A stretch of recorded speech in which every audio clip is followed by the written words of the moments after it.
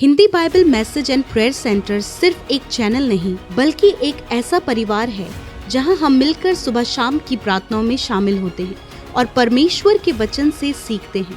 खुदावन इस मिनिस्ट्री के द्वारा बड़े बड़े कार्य कर रहे हैं और अब बहुत जल्दी ये परिवार 1 मिलियन सब्सक्राइबर का होने वाला है। आप भी इस परिवार का हिस्सा बने और हमारे साथ मिलकर प्रभु के कार्यों को करें। Praise the Lord. दोस्तों, हम आपका स्वागत करते हैं आज रात की प्रार्थना में। और आज मैं आपसे बात करना चाहता हूं उपवास के विषय में। उपवास कितना सामर्थी है और उपवास करने से क्या होता है। जब आप उपवास करेंगे तो इसका क्या प्रभाव आपके जीवन में पड़ेगा। हम लोग देखते हैं, एक बार यीशु मसीह के चेलों के पास एक व्यक्ति अपने बेटे को लेकर के आया और उस बेटे में एक दुष्ट आत्मा है और वो दुष्ट आत्मा उस बेटे को बहुत परेशान करती है। कभी उसे पटक देती है, कभी उसको हानि पहुंचाती है, उसके मुंह से फेन आता है। अलग अलग प्रकार के वो दुष्ट आत्मा उसको परेशान करती है, उस बच्चे को, उस बेटे को। इससे परेशान होकर उसके पिता ने उसका कई जगह इलाज करवाया, कई लोगों के पास वो उसे लेके गया होगा, लेकिन कहीं से कोई रिजल्ट नहीं आया। कोई भी उस दुष्ट आत्मा को उसमें से नहीं निकाल पाया। एक दिन वो व्यक्ति उस दुष्ट आत्मा ग्रस्त बालक को यीशु मसीह के पास लेके गया और जब वो वहां आया तो उसने क्या देखा कि वहां यीशु मसीह तो नहीं है, क्योंकि यीशु मसीह प्रार्थना करने के लिए गए हुए हैं। तो वहां पर कौन थे? वहां पर थे यीशु मसीह के चेले। अब उन्होंने चेलों से ही कहा कि तुम यीशु के चेले हो तो इस दुष्ट आत्मा को इसमें से निकालो। और चेलों ने कोशिश की, चेलों ने जो कुछ वो कर सकते थे उन्होंने किया। लेकिन इसी बीच में क्या हुआ कि यीशु मसीह प्रार्थना करके नीचे आ गए और यीशु मसीह ने देखा कि मेरे चेलों के साथ में कोई वाद विवाद कर रहे हैं, वार्तालाप चल रही है। तो यीशु मसीह वहां पर गए। यीशु मसीह ने कहा, तुम यहां क्या कर रहे हो? तो उन लोगों ने कहा, उनमें से एक ने कहा कि गुरु, मैं अपने बेटे को तेरे चेलों के पास लाया था क्योंकि मेरे बेटे के अंदर एक बहुत खतरनाक दुष्ट आत्मा है जिसने उसे बचपन से ही परेशान करके रखा हुआ है और हम बहुत परेशान हैं। इसलिए मैं अपने बेटे को तेरे चेलों के पास लाया था, लेकिन वे उसे नहीं निकाल पाए। और फिर उसके बाद यीशु मसीह ने उस दुष्ट आत्मा को निकाला और जब वे लोग एकांत में थे, वो बालक तो ठीक होके चला गया, लेकिन यीशु मसीह और यीशु मसीह के चेले जब एकांत में थे तो चेलों ने यीशु मसीह से पूछा कि प्रभु, आखिर हम उस दुष्ट आत्मा को क्यों नहीं निकाल पाए? तूने हमें अधिकार दिया था, तूने हमें आज्ञा दी थी, वैसे सब हमने किया, लेकिन फिर भी वो दुष्ट आत्मा नहीं निकली। तब यीशु मसीह ने उन्हें उत्तर दिया।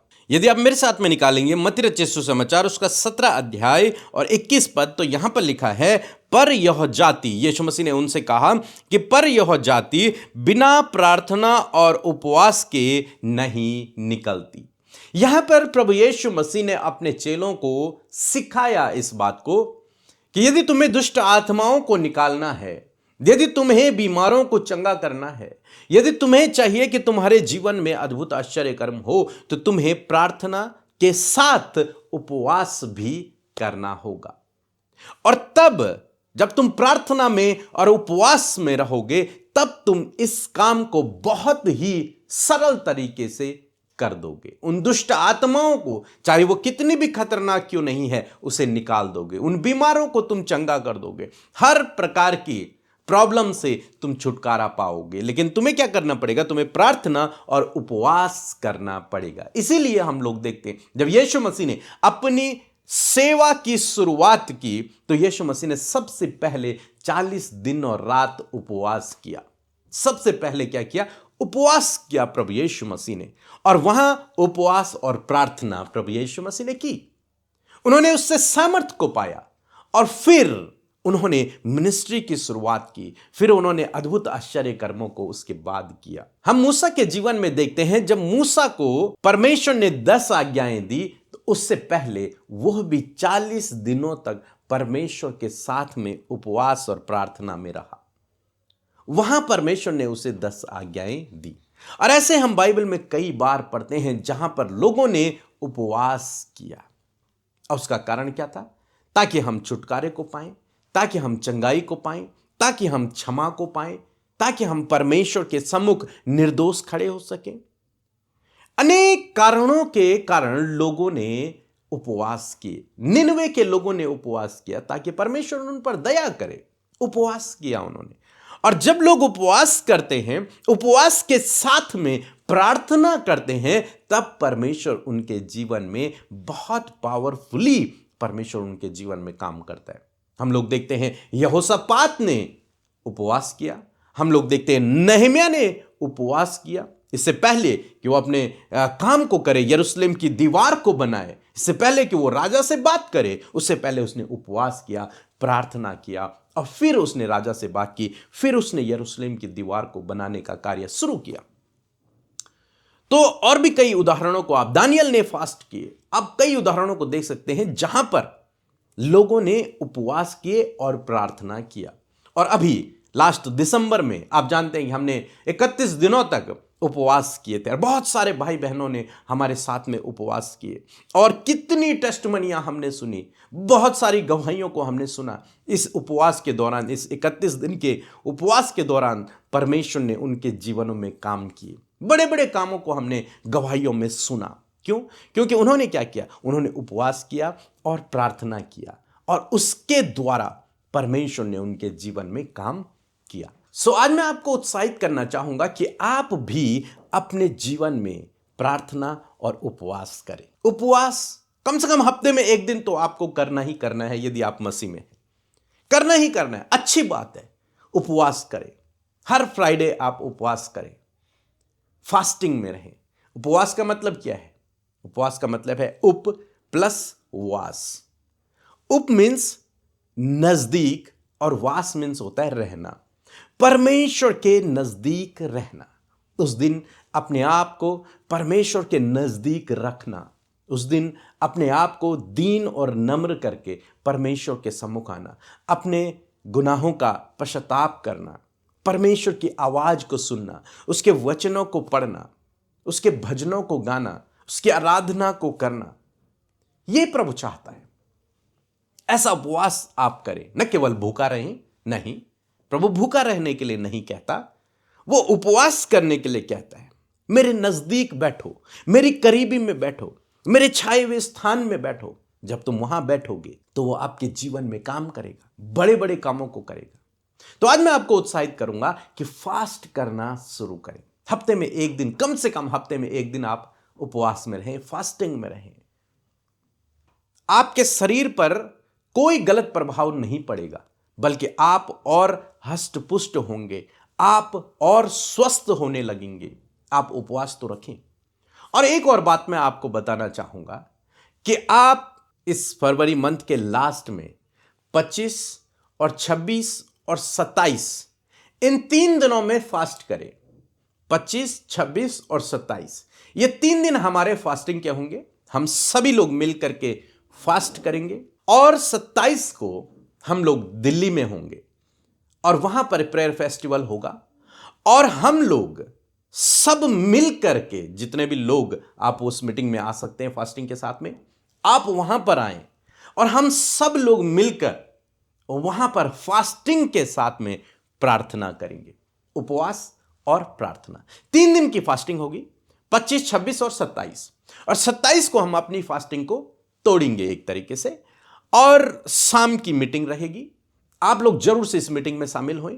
आपके जीवन में जो बंधन है, जो श्राप है, दुष्ट के काम है, रुकावटें हैं, बाधाएं हैं, सब से आप छुटकारा पाएंगे, क्योंकि यीशु ने कहा यह जाति बिना उपवास और प्रार्थना के नहीं निकलती। और यदि आप चाहते हैं प्रभु आपके जीवन में काम करे, तो आप इन 3 दिनों में फास्टिंग के साथ में उस मीटिंग में शामिल हों और निश्चय आप जान लीजिए कि प्रभु आपके जीवन में बड़े काम को करेगा, आप भी छुटकारे को पाएंगे। और अगर आप नहीं आ सकते उस मीटिंग में, तब भी आप 3 दिन का फास्ट रखें और हमारे साथ में ऑनलाइन आप उस मीटिंग में जुड़े और हफ्ते में एक दिन जरूर से आप फास्ट रखें। प्रभु इसके द्वारा आपके जीवन में, आपके परिवार में बड़े काम को करेगा। मैं आशा करता हूं आप समझ गए होंगे कि आपको क्या करना है। इसके बाद हम एक छोटी सी गवाही सुनेंगे, फिर हम आपके लिए प्रार्थना करेंगे। सबको जय मसीह की। मेरा नाम रेशमा है, मैं बनारस से बोल रही हूँ।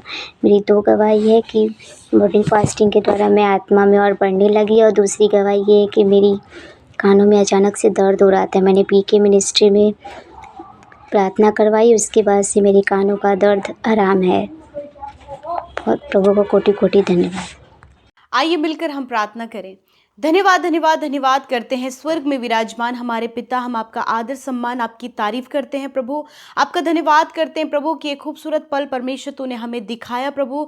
हम आपका धन्यवाद करते हैं। आज जितने भी लोग परमेश्वर हमारे साथ आज शाम की प्रार्थना में शामिल हैं प्रभु, उन्हें, उनके परिवार, उनके बच्चों को आपकी उपस्थिति में रखते हैं और प्रार्थना करते प्रभु कि हर एक जन के साथ में आप होएं मेरे परमेश्वर, क्योंकि आपके वचन के अनुसार आप हमारे मध्य उपस्थित हैं। धन्यवाद करते प्रभु जो सहायक तूने हमें दिया है, जिसकी सहायता और मदद के द्वारा हर दिन हम पिता परमेश्वर अंश अंश करके बदल रहे हैं। पिता मैं धन्यवाद करती हूँ प्रभु उन बदलाव के लिए प्रभु जो आपने हम सब के जीवनों में दिया है। मैं धन्यवाद करती हूँ कि हर एक जन प्रभु संगति, वचन और प्रार्थना में हर दिन बढ़ रहा है पिता परमेश्वर, वो आत्मिकता में बढ़ रहा है परमेश्वर। इस बात के लिए धन्यवाद। आज की इस सुंदर शाम में प्रभु जी जितने भी लोग पिता आपके सम्मुख हैं, उनकी प्रार्थना विनतियां हैं, उनकी रिक्वेस्ट है प्रभु जो आपके सम्मुख आज वो रखते हैं प्रभु, मैं धन्यवाद करती हूँ कि आपने उन प्रार्थनाओं का उत्तर उन्हें दे दिया है। यस माय लॉर्ड जीसस, मैं प्रार्थना करती हूँ प्रभु दिन भर में जाने अनजाने में यदि कोई भी गुनाह, गलती, कोई भी ऐसा काम जो तेरी दृष्टि में गलत है पिता, तेरे लोगों से हुआ है प्रभु, इस समय आप क्षमा करें, इन्हें माफ करें प्रभु, इन्हें मन फिराव का मौका दे प्रभु कि हर एक व्यक्ति प्रभु अपने गुनाहों से प्रभु, अपनी गलतियों से परमेश्वर अपने मन को फिराए परमेश्वर पिता। मैं धन्यवाद करती हूँ प्रभु, सच में तू अच्छा है, तू भला है और तेरी करुणा सदा की है मेरे यीशु। मैं धन्यवाद करती हूँ प्यारे परमेश्वर। मैं प्रार्थना करती हूँ परमेश्वर प्रभु कि होने दीजिए परमेश्वर प्रभु जितने लोगों ने अपने मन को फिराया परमेश्वर और प्रभु ये निर्णय लिया कि आज से परमेश्वर वो तेरे मार्ग पर, तेरे वचनों के अनुसार चलेंगे, खुदा पवित्र आत्मा उनकी सहायता करें। और प्रभु आज के सुंदर शाम में परमेश्वर पिता बहुत से लोग प्रभु अपने लाइफ के उन टेस्टमनीज के लिए, उन धन्यवादित विषयों के लिए प्रभु आनंदित हैं प्रभु कि सच में तूने बड़े बड़े कार्य किए, तूने उन्हें बचाया, तूने उन्हें प्रोटेक्ट किया, तूने उनकी सहायता किया, मदद किया, तूने प्रभु सफलता दी प्रभु। मैं धन्यवाद करती हूँ और विशेषकर मैं आज धन्यवाद करती हूँ वचन के लिए प्रभु, जिस वचन के द्वारा प्रभु तूने हमसे बातचीत किया प्रभु, अपने लोगों को उत्साहित किया परमेश्वर पिता। सच में प्रभु तूने उपवास के विषय में हमें सिखाया प्रभु कि उपवास कितना ज़्यादा इंपॉर्टेंट है प्रभु। जब लोग उपवास करें तो प्रभु वो तेरी नज़दीकी में बैठे परमेश्वर, तेरे साथ समय व्यतीत करे प्रभु जी, और तुझसे प्रार्थना कर सके, तेरी बातों को सुन सके, और जब वो तेरी बातों को सुने प्रभु तो तेरी बातों को सुनकर उन बातों को अप्लाई कर सके परमेश्वर पिता। और मैं धन्यवाद करती हूँ पिता कि हर एक व्यक्ति को प्रभु आप उपवास करने की सामर्थ्य दें मेरे परमेश्वर। यदि प्रभु इन्हें मुश्किल जान पड़ता है, असंभव जान पड़ता है, पवित्र आत्मा आप उनकी सहायता करें कि वो अपने समय को परमेश्वर प्रभु तेरे साथ स्पेंड करे परमेश्वर पिता, और तेरी बातों को बड़ी ही ध्यान से, बड़ी ही गहराई से वो सुन सके मेरे यीशु। मैं धन्यवाद करती हूँ पिता, आज जितने भी लोग परमेश्वर पिता ये सोच रहे हैं प्रभु कि वो उपवास करेंगे तो पवित्र आत्मा उनकी मदद करें। और प्रभु मैं प्रार्थना करती हूँ परमेश्वर पिता आने वाले समय में प्रभु जब वो उपवास करे तो प्रभु वो बड़े बड़े भेदों को जान सके, बड़े बड़े कार्यों को होते हुए देख सके परमेश्वर पिता, और उनका खुद का पर्सनल लाइफ प्रभु तेरे साथ में स्ट्रांग होने पाए परमेश्वर। आज यदि प्रभु इनके परिवारों में कोई भी प्रॉब्लम्स हैं पिता मैं प्रार्थना करती हूँ कि परिवार की हर एक समस्या निकल कर चली जाए प्रभु। यदि इनके परिवार में बहुत से ऐसे लोग हैं जो तेरे नाम को नहीं जानते, परंतु प्रभु इन भाई बहनों के द्वारा इन भाई बहनों को भी जो नहीं जानते प्रभु वो तेरे राज्य में शामिल हो सके परमेश्वर पिता। परिवार की हर एक बुरी स्थिति यीशु के नाम में प्रभु बदल जाए in the name of Jesus. मैं प्रार्थना करती हूँ पिता होने दीजिए प्रभु कि आज जितने भी लोग परेशान हैं प्रभु अपने रिश्ते को लेकर, परिवार में लड़ाई झगड़ों को लेकर, तनाव को लेकर, कर्जे को लेकर, मिसअंडरस्टैंडिंग को लेकर और कड़वाहट को लेकर, रिश्तों में दूरियों को लेकर, यीशु के नाम में परिवार से हर प्रकार की प्रॉब्लम्स निकल कर चली जाए यीशु के नाम में। मैं प्रार्थना करती हूँ प्रभु इस समय जितने भी लोग परेशान हैं प्रभु जॉब के लिए, खुदा एक अच्छा जॉब देकर उन्हें ब्लेस करे प्रभु, उनके लिए जॉब के रास्ते को खोले पिता। जब वो प्रभु बहुत जगह उन्होंने ट्राई कर लिया, बहुत जगह उन्होंने मेहनत कर ली, परंतु प्रभु मैं जानती हूँ कि प्रभु तेरे पास तेरे लोगों के लिए बेस्ट है प्रभु। इन भाई बहनों को, इनके बच्चों को आप बेस्ट दे मेरे परमेश्वर प्रभु। जितने लोग बिजनेस कर रहे हैं प्रभु परंतु उस बिजनेस में प्रभु बहुत भारी नुकसान को वो देख रहे हैं यीशु के नाम में पिता, वो नुकसान प्रभु यीशु मसीह प्रभु जी प्रॉफिट में बदल जाए यीशु के नाम में। धन्यवाद करते प्रभु जी। आज जितने लोग डिप्रेस है, एंजाइटी में है, डर में है, तकलीफ में है, यीशु के नाम में वो डिप्रेशन, वो एंजाइटी, वो डर, वो बुरे सपने, वो गलत बातें, वो नेगेटिविटी, वो मृत्यु के ख्याल, वो अकेलापन यीशु के नाम में निकल कर चला जाए। यीशु के नाम में मैं प्रभु प्रार्थना करती हूँ कि इस समय तेरे लोग आजाद हो इन सारी बातों से। वो विचार जो बार बार प्रभु इनके मन को कमजोर कर रहा है, वो विचार जो बार बार प्रभु इन्हें डिप्रेशन में लेकर जा रहा है, वो विचार जो बार बार प्रभु इन्हें अकेले रहने के लिए उत्साहित कर रहा है, यीशु के नाम में इसी वक्त वो सारी बातें चली जाए। प्रभु जब ये उपवास करे तो खुदावन ये डिप्रेशन से, एंजाइटी से, डर से आजाद होने पाए यीशु के नाम में। धन्यवाद करते इस समय जितने भी लोग रोगी हैं, बीमार हैं, दर्द में हैं, हॉस्पिटल में, वेंटिलेटर में, काफी लंबे समय से बिछौने में पड़े, प्रभु यीशु के नाम में प्रभु आज वो सारी बीमारियां, सारी दुर्बलताएं, सारी कमजोरियां निकल कर चली जाए यीशु के नाम में। प्रभु हर एक बीमारी के ऊपर हम अधिकार रखते हैं पिता, और कहते हैं हर प्रकार की बीमारी इन छोटे बच्चों के शरीर से, नौजवान भाई बहनों के शरीर से, बुजुर्गों के शरीर से निकल कर जाओ यीशु के नाम में। इसी वक्त हर प्रकार के कैंसर को, हर प्रकार के स्टमक की प्रॉब्लम को, कैंसर की प्रॉब्लम को, रसोली गांठ की प्रॉब्लम को हम नष्ट होने की आज्ञा देते हैं। हम पैरालाइज को नष्ट होने की आज्ञा देते हैं। हम हर प्रकार की एलर्जी को नष्ट होने की आज्ञा देते हैं। हर प्रकार के इन्फेक्शन को नष्ट होने की आज्ञा देते हैं। प्रभु इनके हार्ट को, इनके लंग्स को, इनके लीवर को, इनके किडनी, इनकी पैनक्रियास को हम हील होने की आज्ञा देते हैं। यीशु मसीह यदि कोई भी गुप्त रोग है, कोई भी इन्फेक्शन प्रभु इन्हें है, यीशु के नाम में वो इन्फेक्शन नष्ट हो। घुटने चंगे हों, रीढ़ की हड्डियां चंगी हों, सर दर्द इसी समय जाए, बॉडी पेन इसी समय जाए, बॉडी में सूजन इसी समय जाए यीशु के नाम में। शुगर, बीपी, थायराइड की बीमारी जाए यीशु के नाम में। धन्यवाद करते प्रभु जिनके माउथ में परमेश्वर पिता छाले हो गए, प्रभु यीशु के नाम में प्रभु जी वो छाले इसी वक्त नष्ट हो। जिनके गले में छाले हो गए, यीशु के नाम में इसी वक्त वो छाले नष्ट हो।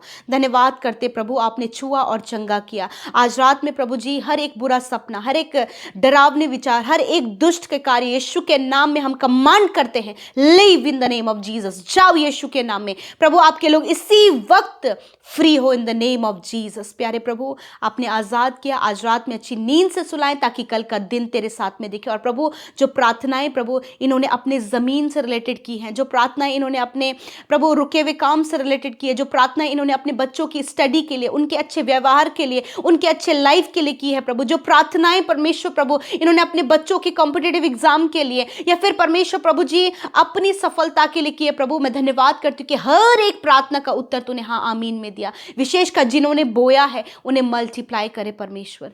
Thank you Jesus, thank you father. मैं प्रार्थना करती हूँ प्रभु कि हर एक व्यक्ति को आप ब्लेस करे प्रभु। Thank you Jesus, thank you Jesus. प्रभु मैं प्रार्थना करती हूँ प्रभु जी हर एक जन प्रभु जो हमारे साथ सुबह शाम की प्रार्थनाओं में शामिल होते हैं, परिवार के परिवार, हर एक जन को आप आशीष दे। इसलिए प्रभु हम सब बातों में तुझे धन्यवाद देते हैं। विशेषकर आज रात में अच्छी नींद से सुलाएं ताकि कल का दिन तेरे साथ में देखें।